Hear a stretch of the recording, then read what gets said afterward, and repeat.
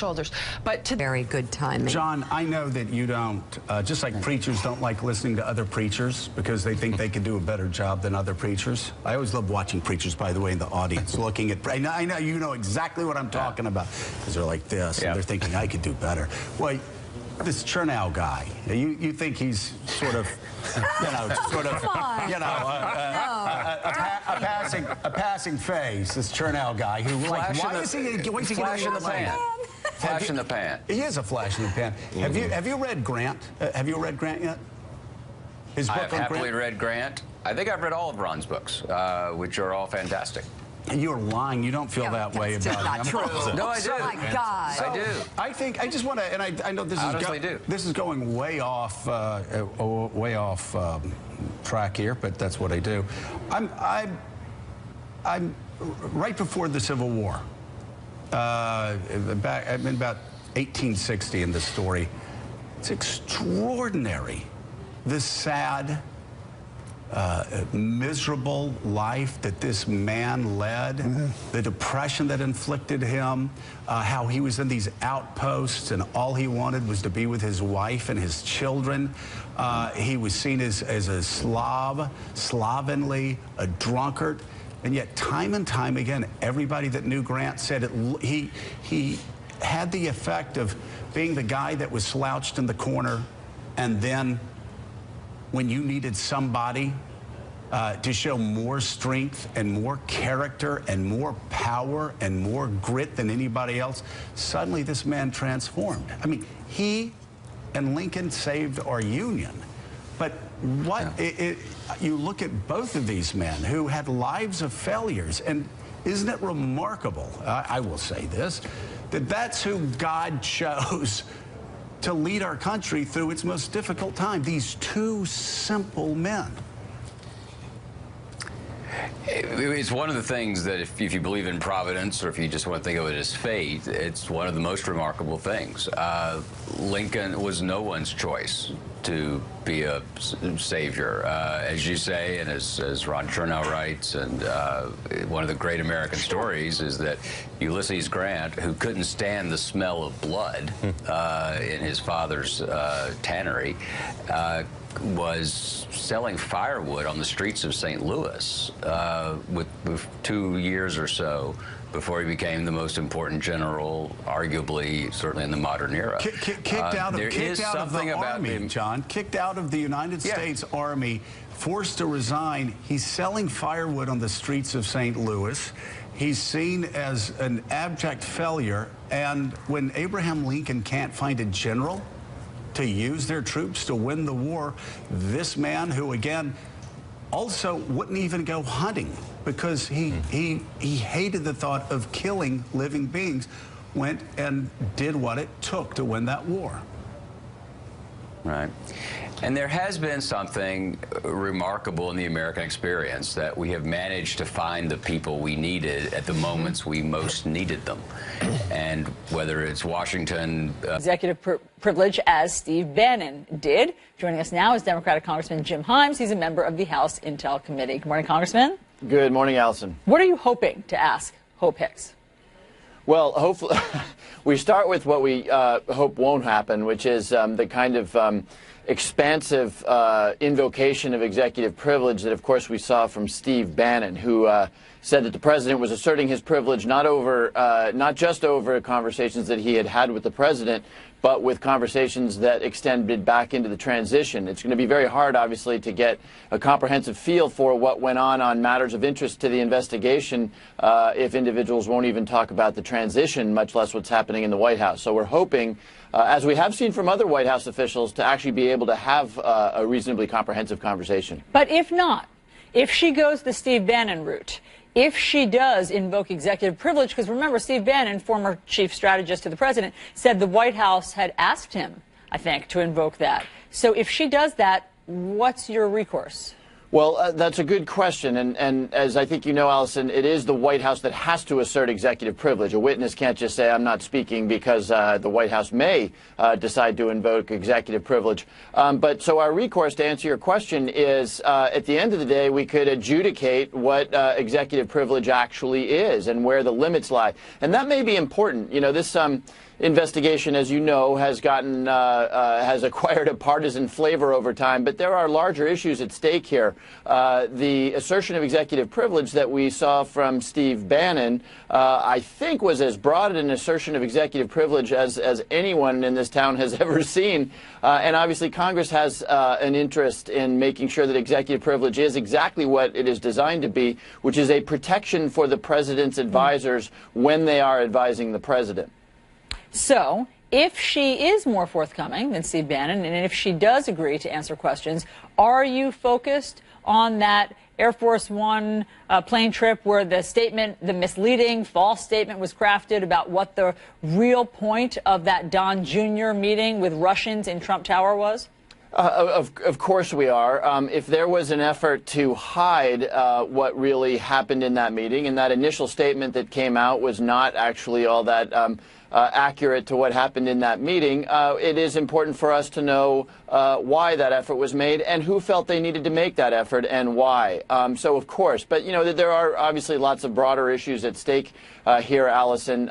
This investigation in the Congress is interested in the full array of possible contacts with Russians on the part of everybody associated with the campaign, or everybody, period. So, look, we're going to be, you know, this is a potentially interesting witness because word is that she is perhaps the closest advisor, along with one or two other people, to the president. She was obviously there from the very beginning. So we are really hoping that she can cast a lot of light on what, if any, the contacts were with Russian individuals, starting from very, very early on, going straight through to the present day. There's a couple of new polls, hot off the presses. They've just come out. This is a CNN poll. It's just come out this hour. So I want to share with you how Americans are feeling about portions of this. Is Congress doing enough to prevent foreign influence in elections? 37% of Americans say yes, 60% say no. What more could you all be doing? Well, I do think there's a lot more we could be doing, starting with speaking with one clear voice out of Washington on acknowledging that this attack took place. And this, you know, sadly, this whole issue acquired a partisan sheen before the election when President Obama comes to the Capitol and says, I need the leaders, I need you, Nancy Pelosi, Mitch McConnell, and everybody to say we are under attack by the Russians, and in a bipartisan basis, we will not tolerate that. And of course, Senate Leader Mitch McConnell says, no, I am not going to do that. And sadly, there are echoes of that today. And maybe this has changed with the indictments that Robert Mueller, the indictments of over a dozen Russian individuals and 3 Russian entities. You know, the President of the United States until recently has called the Russian attack a hoax, as fake news. If we can't speak with one voice on the most serious attack we've had on the core of our democracy, the Russians aren't going to take it seriously. So, yes, of course, there's a lot more that we, not just the Congress, but that the government needs to do to make sure that our elections are protected. Well, to that point, there's another question in the new CNN poll just out this hour. How is the president handling Russia, and it's his approval or disapproval numbers? 30% of Americans approve of the way the president's handling the Russia investigation. 55% disapprove. As you can imagine, Congressman, some of this breaks down along party lines. But still, what do you see in those numbers?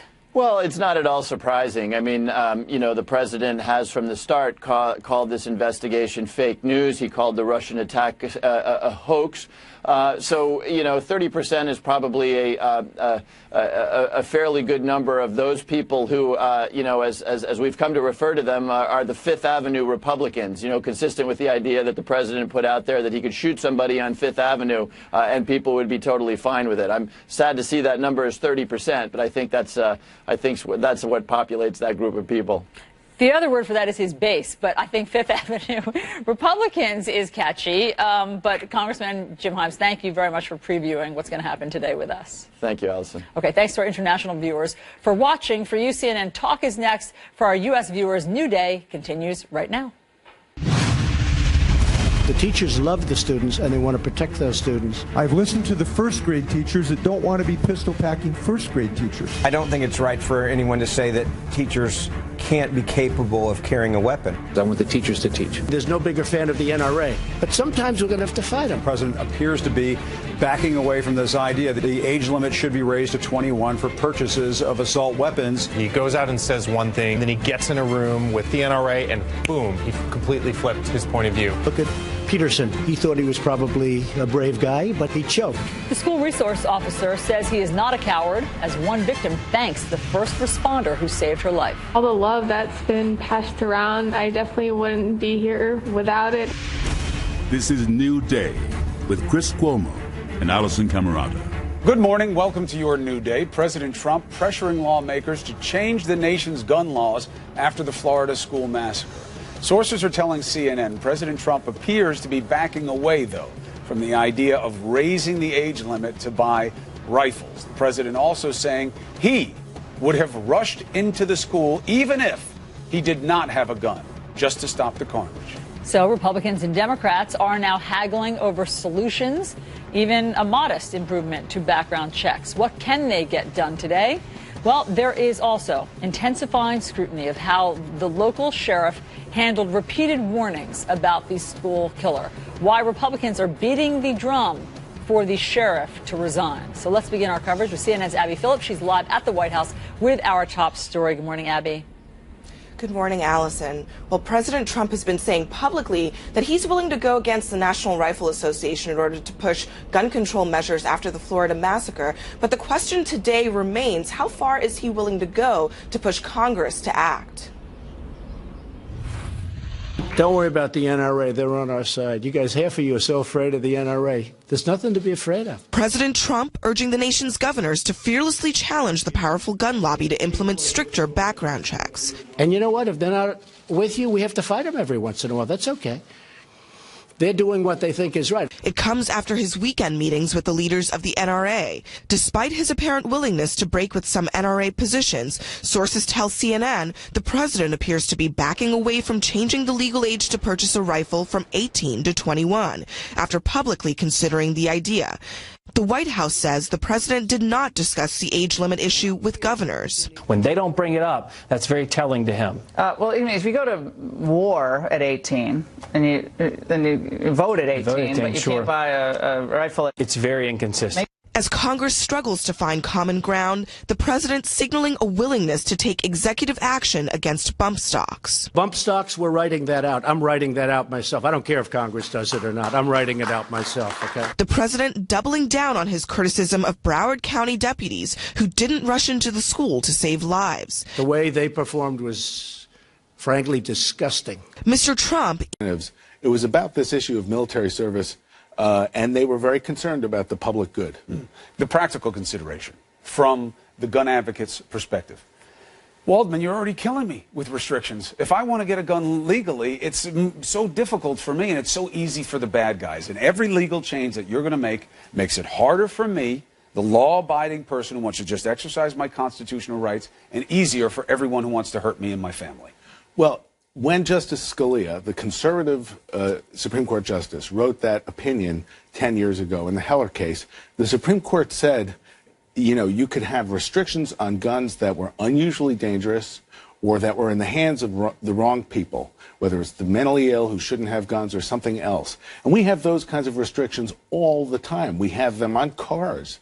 You have the right to drive a car. They don't ban cars. Nobody's calling for that. But we have speed limits.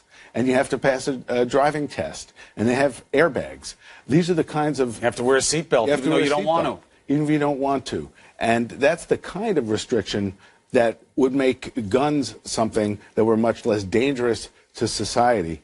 The kind of weapon of war that we saw in Florida, and we saw, let's not forget, in Las Vegas, by somebody who was well over 21, that kind of weapon can be banned constitutionally. The courts have upheld that across the country, and we should not be afraid to admit that as a country, that we can actually protect ourselves and our rights at the same time. And the proof of it was the Brady Bill, the assault weapons ban in '94. The aspect of forcing state law enforcement officials to put into effect certain regulations, that got knocked down in the Prince case at the Supreme Court level. But the overall law and the concept of banning assault weapons did get constitutional legitimacy. Brother Waldman, thank you very much. This is a long conversation, but it's good to get some facts here at the inception. Thank you very much. Allison. Okay, 6 o'clock here in New York, so here's our starting line.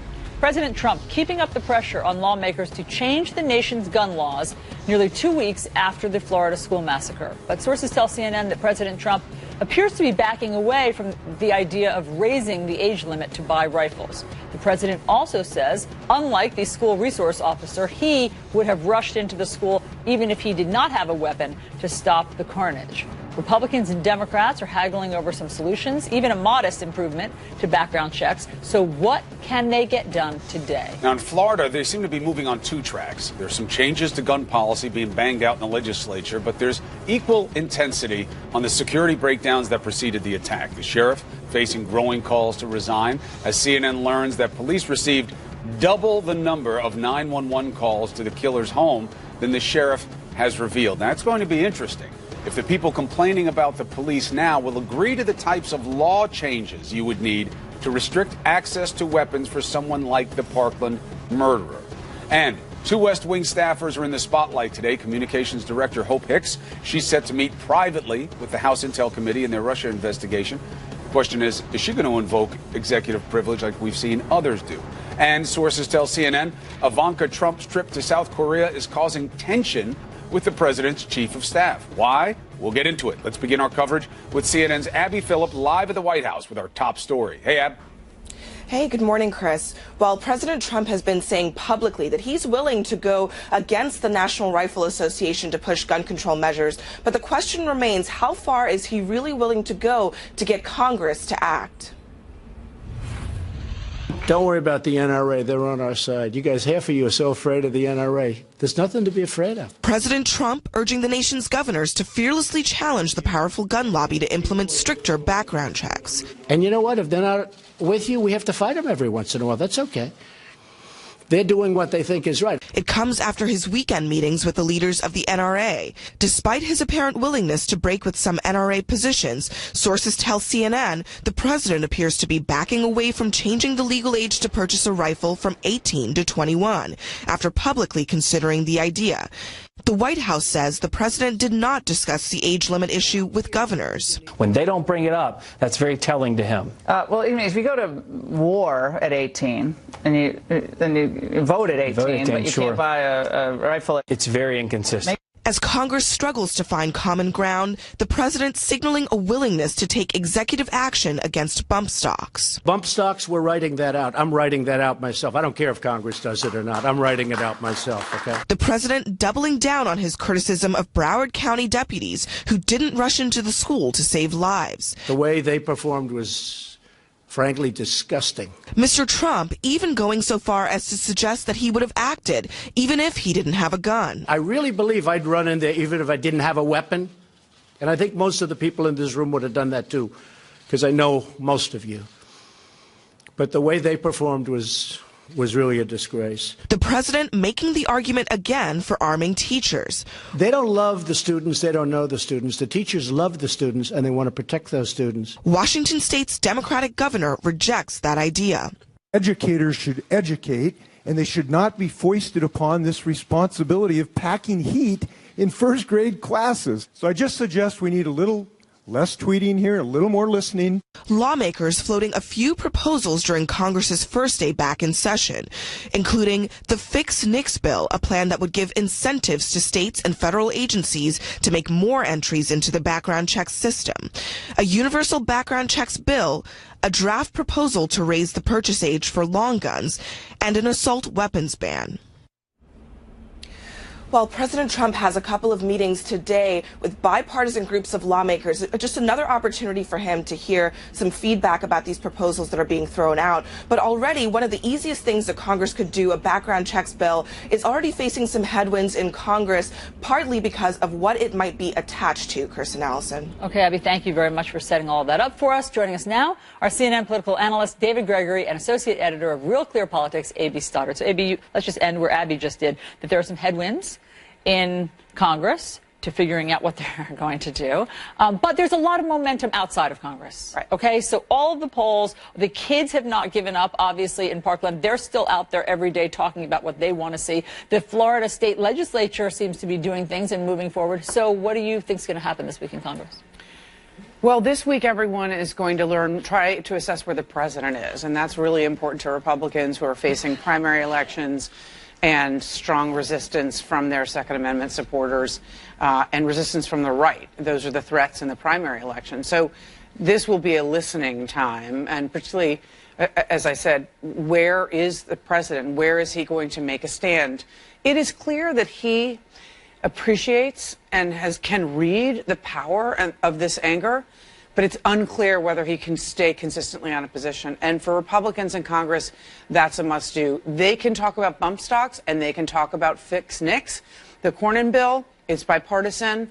No one objects to it. Democrats say it doesn't go far enough, but no one objects to it. Those kinds of things can pass.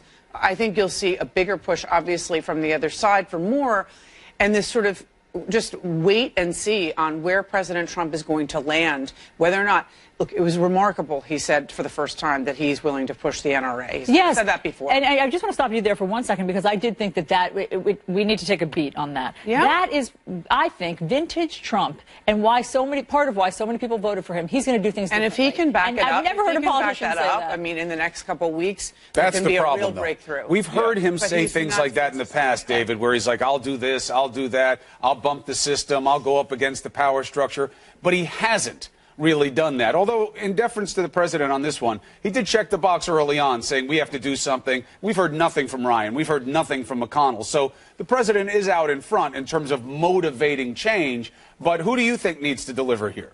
Well, first of all, let me just say I'm a lot more skeptical about what the president is saying and whether we can actually believe him. That is, idle talk that you got to buck the NRA. Because, first of all, what has he said most recently when he warned about a Democratic takeover of Congress? Watch out, they will destroy the Second Amendment. They will take it away from you. That's really what he's telling people in an electoral context. Two, let's not forget, this is the president who walked away from a deal to get funding for a border wall. His signature promise in the election, he walked away from it because he was listening to the hard right within his party on immigration. So, he could have had a huge immigration deal. He walked away from it. So I don't believe he's going to take on the NRA. And I think his leadership is not as important as what you're hearing. The silence you just mentioned, Chris, is because Republican leaders do not want to get into this fight. Not in an election year where they already have so much energy on the left. And again, that energy could only grow if they are, certainly intense about this issue and are willing to vote on it in an election year. But you're looking at the leadership among Republicans. They don't want any part of this beyond fixing the background check. Even there, as AB said, there's headwind, maybe the bump stocks. They don't want to get into raising the age, assault weapons ban. I think the action here is still at the state level. Yes, and let me be clear. Actions speak louder than words. Okay, we all know that. But just to hear a president say things like we're going to have to be very tough and we're going to have to fight them about the NRA, that's the only thing, is that he sometimes switches up the script. To hear a Republican president say that. To hear a Republican president, yeah. Just that vocally. So, but again, I hear you, David, that obviously there's a big disconnect sometimes between things that are said and then the actions. And you got to fold the Democrats in, too.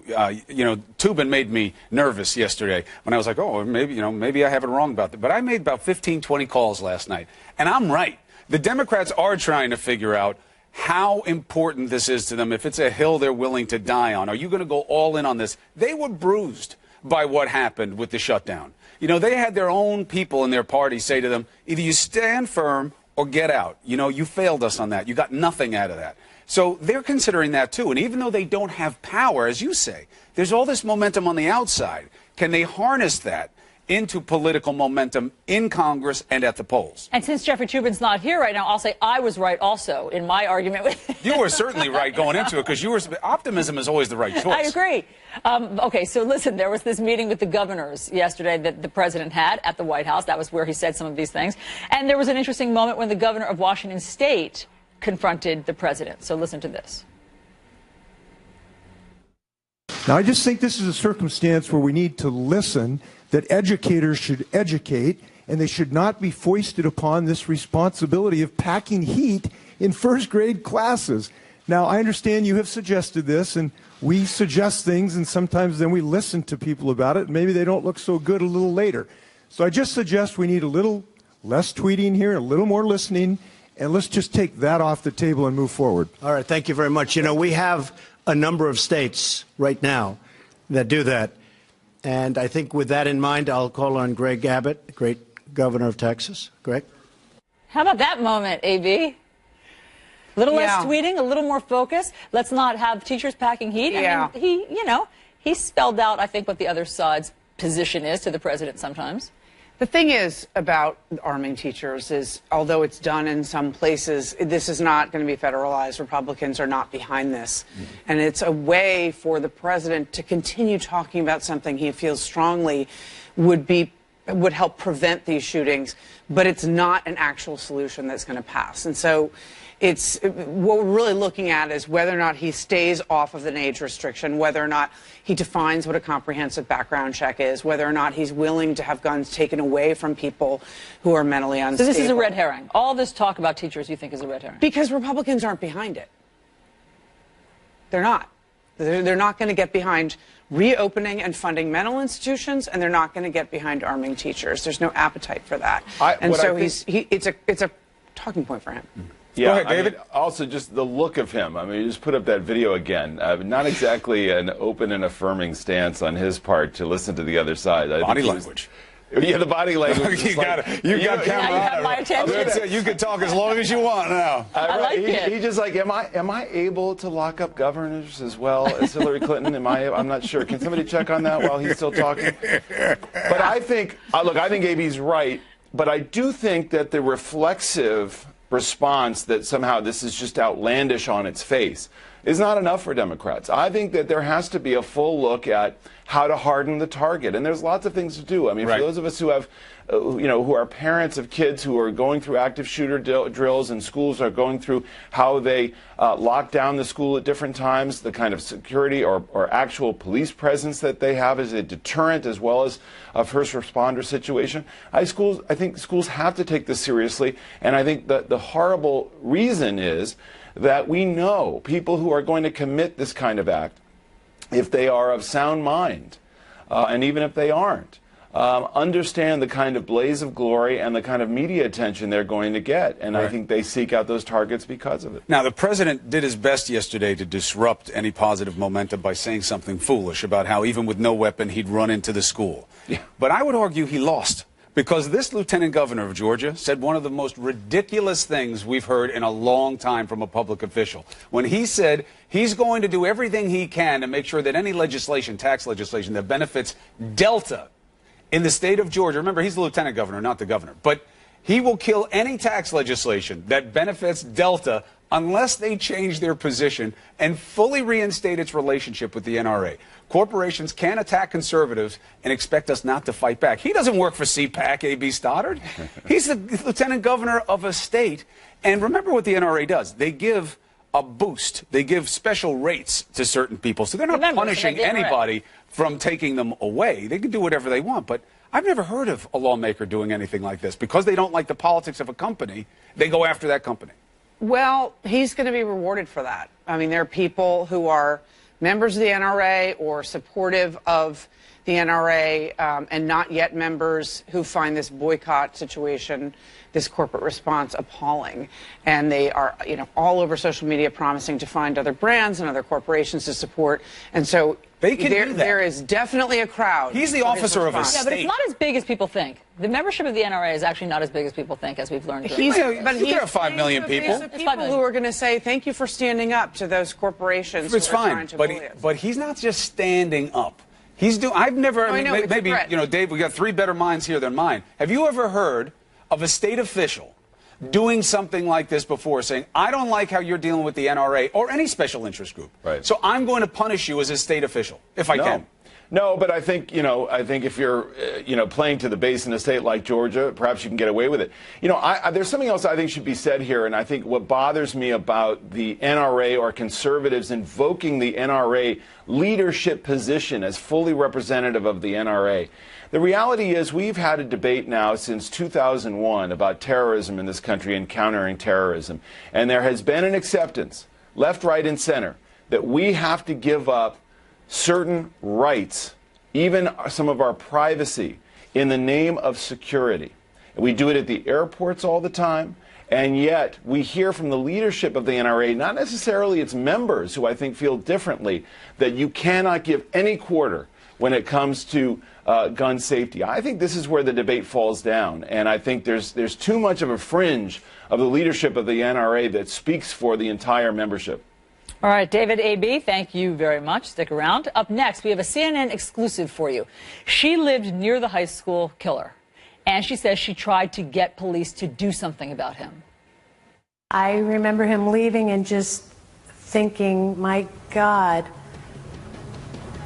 he's going to kill someone, and I can do nothing about it. Her full story next. Today's in the decade before this Valentine's Day massacre. However, records obtained by CNN show the department actually received double that amount in the last decade. This as CNN speaks exclusively with a former neighbor of the shooter who says she called police to report him 2 years ago and begged them to do something before he shot up a school. Rosa Flores is live in Parkland, Florida with that CNN exclusive. What did she tell you, Rosa? Allison, good morning. Well, we knew about this neighbor from that list of call that was released by authorities. What we didn't know were the chilling details that she witnessed from across the street. My husband and I both knew that it was not over, that we would eventually see him one day on the news wearing an orange jumpsuit, being charged with murder. Joelle Guarino called 911 in February 2016 to say her neighbor Nicholas Cruz was going to shoot up a school. She didn't know when, but she says she begged the officer to do something. He basically told me that there was nothing he could do unless he carried out a threat, unless something happened. And after he left, I just felt completely helpless and frustrated. I didn't know where else to turn. Her son had showed her an Instagram post from Cruz showing an AR-15 style rifle, with Cruz saying he couldn't wait to buy one when he turned 18. And soon after, another post saying he wanted to shoot up a school. The alarmed Guarino, who watched Cruz grow up alongside her kids, flashed back on all the signs of violence she says Cruz showed over the years and immediately thought he was capable of going on a rampage. I was really afraid for my family, for my animals, for myself. Guarino says Cruz was 10 when he hit her son with a rock in the eye. Then, she says, there was the killing of toads in her yard and the shooting of squirrels and birds with his BB gun.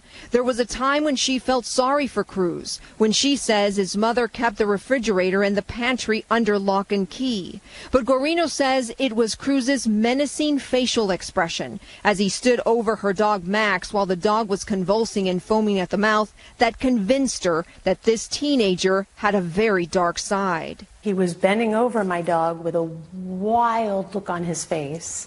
He just looked excited. He was happy. When he finally looked up and saw me, his whole demeanor changed. His attitude towards my dog changed. He went from a wild look to concerned. The signs of his violent outbursts could be seen on the walls of his room, she says, which were covered with holes punched by Cruz. When you think of those 17... All of those sort of graphic details and the idea that police told that neighbor, well, until he acts, we can't do anything. You know, he's gonna have to do something first. How can this be? Yeah, I mean, I'm so troubled by it, and I think we have to calibrate our outrage about this and our desperate worry about this in the same way that we want to talk about limiting people like him and limiting their access to weapons, reducing the lethality of a weapon if it is used in a crime like this. You know, it's like after 9/11 when there was so much work to be done, wondering why the government wasn't talking within itself to put together the dots of menacing what became mass murder behavior. And here, too, I mean, we have to take a hard look at lowering the threshold for allowing someone to have access to a gun. Allison, I keep going back to your question from last week. Well, what is the responsibility of the gun seller? I don't think we can overburden this person because there's lawful transactions, but it does bear in mind, well, why are you buying the weapon? Why do you want 3 rifles? You know, what's going on? How do you look? How do you appear? I mean, there's no question that we make these assessments. Everyday people make these assessments when a 17-year-old is going around trying to get a case of beer, or other things that minors cannot easily buy, whether it's tobacco, cigarettes.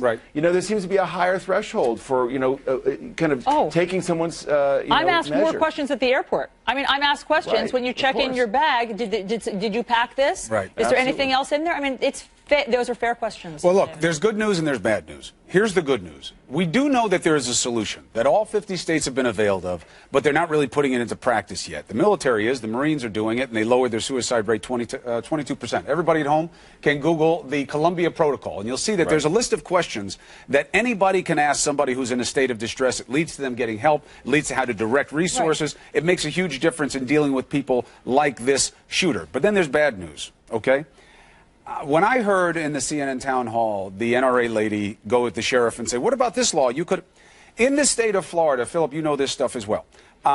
If you target an institution, I'm going to go shoot up the school, it doesn't trigger the statute. It's about threats towards an individual.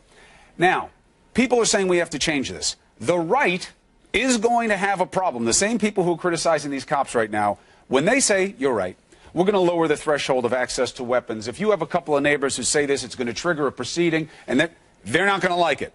The left is going to have a problem, because when you say to them, well, you know, you're right, too. And if somebody like this is in distress or getting treatment, that doctor should be able to come forward. They're going to say no because of FERPA, the child privacy rights, and HIPAA, and chilling access to service. That's why they're not talking about this, Philip. That's why they're nibbling on it around the edges, because neither side likes what this change will mean for their politics. Fair point. That's fair, and that's why the conversation should not be taking place in the Congress of the United States. They will fail us. This is where presidential leadership comes into play. Look, in the past couple of days, we've had the president use this as an opportunity to talk about how courageous he would have been.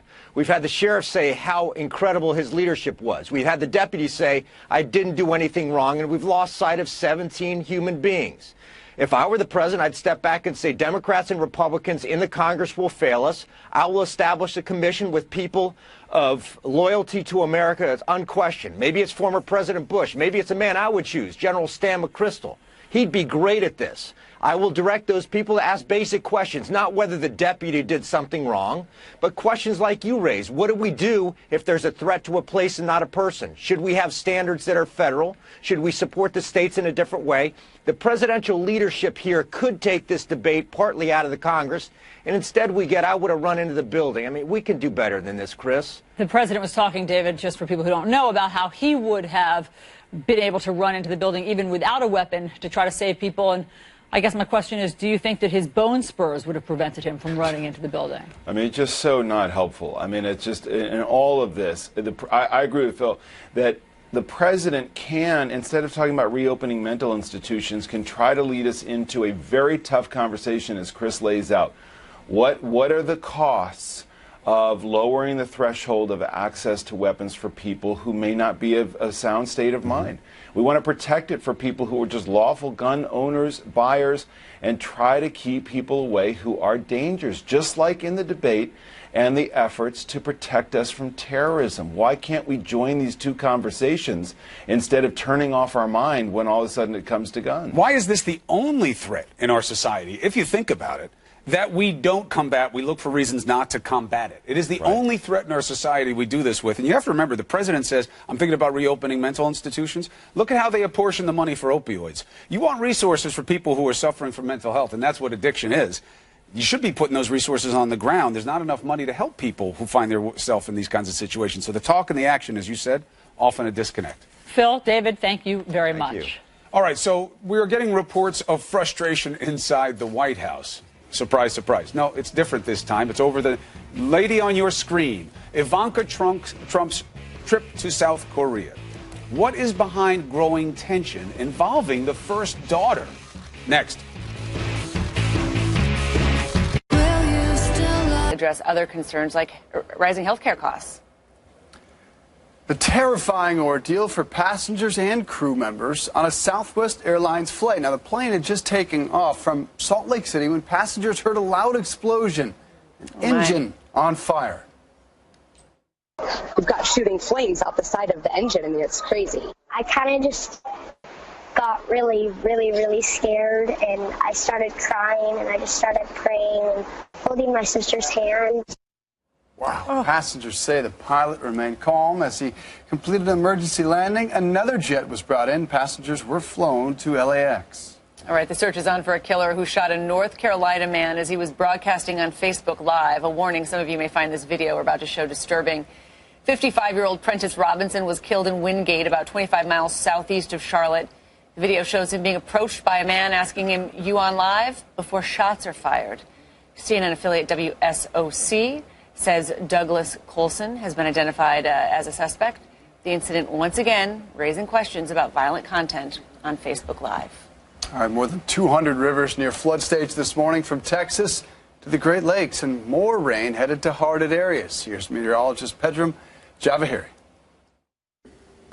Dave and Christine, good morning to you both. Yes, you know, this is going to be a very serious situation for a lot of people. As we know, upwards of 200-plus river gauges that are reporting flooding as of this hour. The vast majority are in the minor flood stage levels, but you notice a good number in the moderate, and then certainly about a dozen or so in the major flood stage, really stretching from the Gulf Coast all the way towards the Great Lakes. And that's precisely where we have a frontal boundary draped across this region. Could see additional chance of showers. Unfortunately, the bullseye for the heaviest rainfall across parts of East Texas, on say Arkansas, Mississippi, Alabama, parts of southern Tennessee, really the areas that have been hardest hit in the past week. So some of these regions could see another round of, say, 3, 4, maybe 5 inches of rainfall. And again, several million people underneath flood watches and flood warnings this morning as a result of what's happening. And look at the uniform nature of this incredible temperature trend. Up to 60 in Chicago, lower 60s also down around portions of Arkansas, middle 60s into southern U.S., and about 60 around the Northeast as well. So this is a trend that we think will last a couple more days, and then finally a little cooler as we approach the weekend. All right, thank you. Let's get a check on CNN Money this morning. Right now, U.S. futures are down a little bit, but global stocks had a great performance, you know, set by the tone on Wall Street yesterday. A big rally for U.S. stocks yesterday, up nearly 400 points for the Dow. For now, investors stopped worrying about rising interest rates, but the tiniest rate news moves stocks here, and we may get more today. New Fed Chief Jerome Powell will testify before Congress. Apple's stock jumped 2%, nearly an all-time high. Warren Buffett said his company bought more Apple shares than any other this year. And, you know, big tech moves markets. 3 tech stocks have fueled nearly half of the S&P 500's rise this year. Amazon, Microsoft, and Netflix. And if you're keeping score, about 3/4 of those big losses in the Dow that we had this month have been erased. So the market has been clawing back. New home sales hit a 5-month low in January, falling for the second month in a row. New homes are just a small slice of the entire housing market. Existing homes is bigger. Those sales also dropped in January, the sharpest annual drop in 3 years. Home buyers face some problems here. Low supply, rising prices. That is sidelining many first-time home buyers. And experts worry 2 factors will slow things down this year in housing. Rising mortgage rates. They're near a 4-year high right now. And the new tax bill, it caps the mortgage interest deduction. All right, Black Panther, have you seen it? It is raking in the big bucks to the box office. $700 million worldwide. Just incredible. Disney is giving a cut of that back to children. Disney will donate $1 million of the profit to the Boys and Girls Clubs of America. The money will support its STEM programs for kids and teens. That is science, technology, engineering, and math.